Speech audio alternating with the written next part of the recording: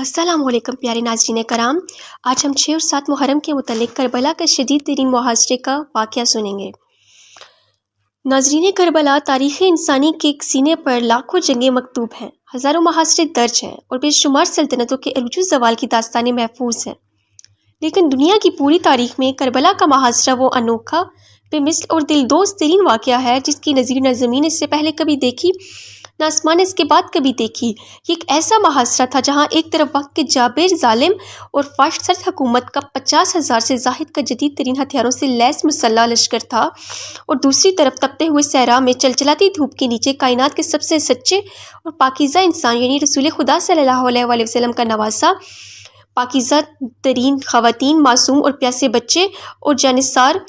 बावफा साथी थे। मुहर्रम अल हरम का चांद जब भी उफ़क़ पर नमूदार होता है तो हर साहिबी दिल का दिल खून के आंसू रोना शुरू कर देता है। लेकिन जैसे ही मुहर्रम अल हरम की 6 और 7 तारीखें आती हैं, हक़ व बातिल की ये लकीर मज़ीद गहरी, वाज़ेह और नुमायाँ हो जाती है। ये वो कड़े और कठिन दिन हैं जब नवासे रसूल इमाम अली मकाम इमाम हुसैन अलैहिस्सलाम और इनके अहले बैत अतारे अलैहिस्सलाम पर यज़ीदी ज़ालिम व बर्बरियत का घेरा हद से ज़्यादा तंग कर देते हैं। आज की इस खसूसी और तफसीली गुफ्तगू में हम किसी आम या ज़ईफ़ रवायात का सहारा नहीं लेंगे, बल्कि हम नफ्स अल-महमूम अल-लहूफ़ अला क़त्ल तफ़ूफ़ से मुतल्लिक़ रवायात की रोशनी में 6 और 7 मुहर्रम की इन लर्ज़ा खेज़ वाक़यात को बयान करेंगे,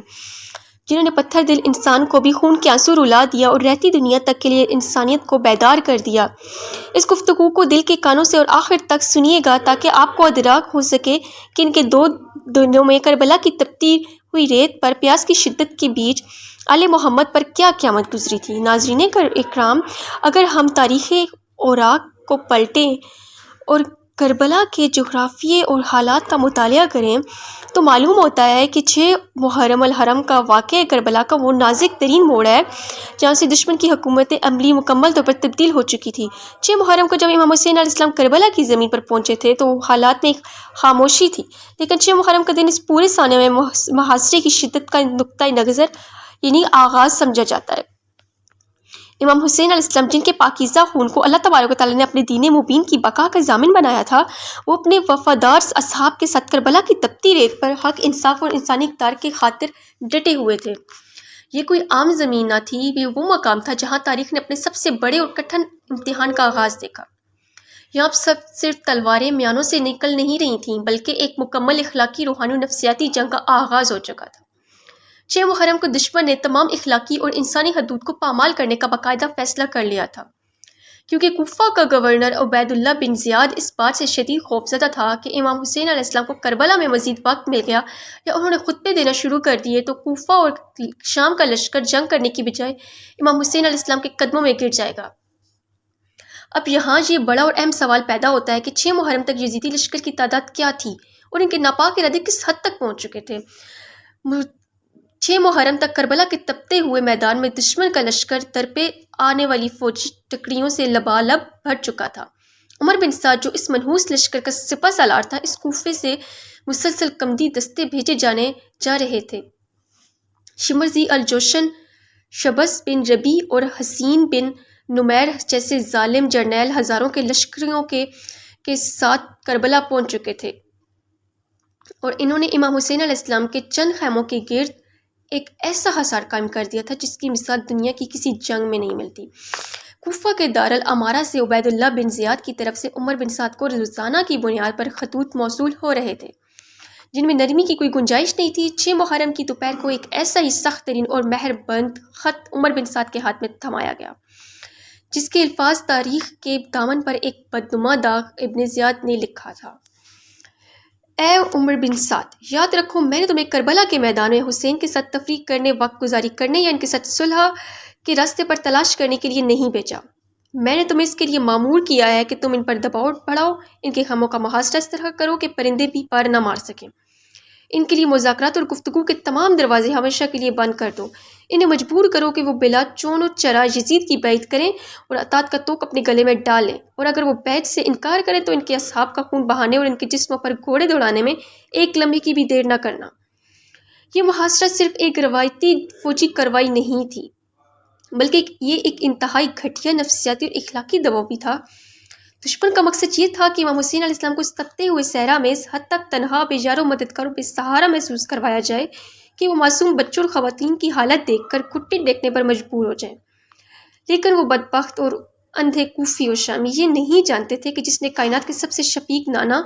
یعنی رسول خدا کے کاندھوں پر سواری کی ہو، جس نے علی المرتضیٰ جیسی شجاعت کے سمندر کی آغوش میں تربیت پائی ہو، اور جس سے خاتون جنت سیدہ بی فاطمہ الزہرا علیہ السلام تربیت کی ہو اور غیرت الہی سکھائی ہو، وہ کٹ تو سکتا ہے، اس کے ٹکڑے تو کیے جا سکتے ہیں، لیکن وہ باطل کے سامنے کبھی سر تسلیم خم نہیں کر سکتا۔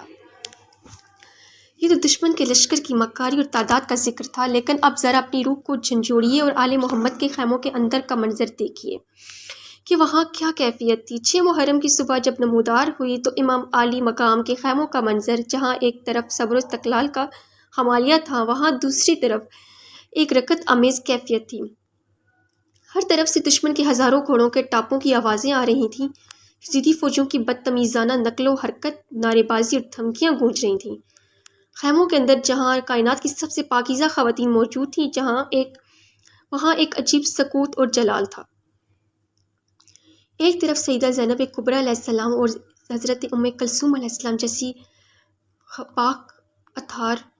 طہارت جیسی خواتین موجود تھیں، جو اپنے بھائی حسین کے چہرے کو دیکھ کر اپنے دل کو ڈھارس بندھاتی تھیں اور اپنے جوانوں کی بہادری پر نظر رکھے ہوئے تھیں۔ دوسری طرف امام حسین علیہ السلام کے ننھے اور معصوم بچے جناب سکینہ علیہ السلام، جناب رقیہ علیہ السلام اور 6 ماہ کے بچے شہزادے الیاصغر علیہ السلام موجود تھے، جو صحرا کی اس چلچلاتی گرمی لو اور جس کو نہایت خاموشی سے برداشت کر رہے تھے۔ اور تیسری طرف امام حسین علیہ السلام اور وفاداری اور جانثار کے اصحاب تھے، جو اپنے ہتھیاروں کو تیز کر رہے تھے، اپنی تلواروں کو سیکل کر رہے تھے، اور ان کے چہروں پر موت کا کوئی خوف یا ملال نہ تھا۔ ان کے چہرے شہادت کے نور سے چمک رہے تھے، جیسے کوئی دولہا اپنی بارات کی تیاری کر رہا ہو۔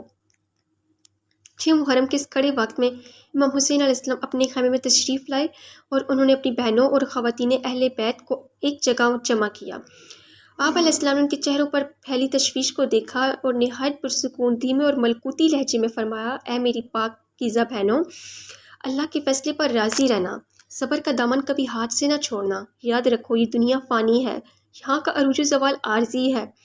اور ہمارے لیے اصل گھر آخرت کا گھر ہے، اور سب سے بڑی کامیابی اللہ کی رضا ہے۔ پریشان نہ ہونا، اللہ ہماری حفاظت فرمائے گا، ظالموں کو ان کے عبرتناک انجام تک پہنچائے گا۔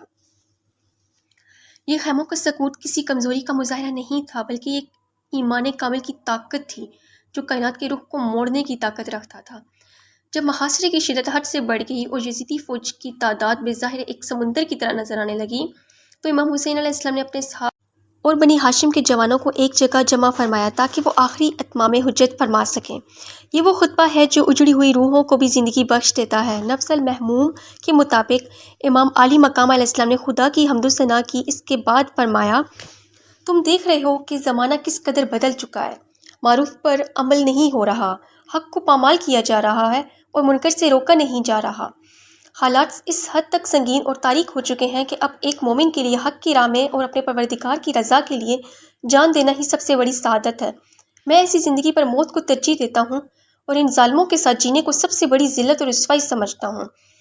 پھر امام علیہ السلام نے اپنے اصحاب کی وفاداری کو پرکھنے کے لیے فرمایا کہ دیکھو، دشمن صرف میرا پیاسا ہے،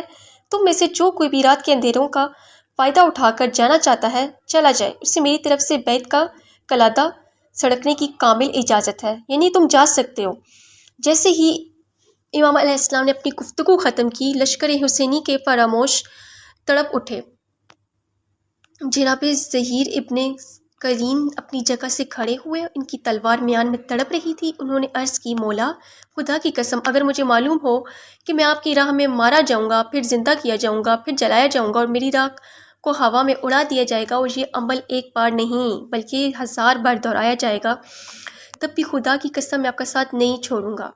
میں 1000 بار مرنے کو تیار ہوں تاکہ اللہ میری جان کے بدلے آپ کے اور آپ کے پاکیزہ اہل بیت کے پاک وجود کو محفوظ رکھے۔ اس طرح جناب مسلم بن اسوجہ کھڑے ہوئے اور انہوں نے تڑپ کر کہا کہ مولا، ہم آپ کو چھوڑ کر کہاں جائیں گے؟ اگر ہمارے پاس تلواریں نہ رہیں تو پتھروں سے دشمن کا مقابلہ کریں گے، لیکن آپ پر آنچ نہیں آنے دیں گے۔ وہ سب جانتے تھے کہ موت بالکل سامنے کھڑی ہے، موت کا وقت مقرر ہو چکا ہے، لیکن ان کا ایمان دنیاوی نفع و نقصان سے بہت اوپر اٹھ چکا تھا، اور اسی ایمان نے موت کے خوف کو ہمیشہ ہمیشہ کے لیے شکست دے دی تھی۔